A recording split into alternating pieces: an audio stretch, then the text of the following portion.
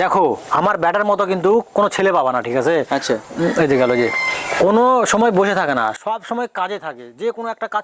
মনু রে, ওটা কি হয়? তোকে দেখতে সে তো শ্বশুর হয়। ভাই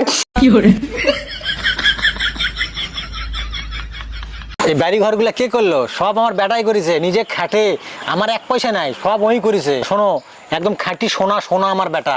তাহলে লেনদেনের ব্যাপারটা একটু দেখো ভাই, ছেলে আমার খুব ভালো, খাঁটি সোনা, তাই 50,000 টাকার নিচে আমি পারবো না। লে শালা বালের বাপ, আমার বিয়েটা মনে হয় হবা দিবে না।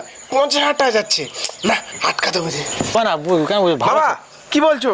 দেখো তুমি এই বুড়ার কথা শোনো না, তুমি খুশি মনে যা দিবা তাতেই আমি রাজি।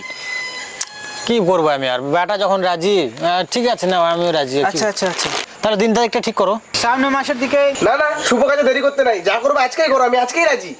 এই যে টাকা, হ্যাঁ। আর তাহলে আমরা সকাল সকাল বেরিয়ে যাই। আচ্ছা ঠিক আছে। ঠিক আছে, চলো চলো চলো। চলো চলো। কুর্নি হাতুর এসব কোথায়? তোমার ব্যাগ কোথায়? কুর্নিহা তোর?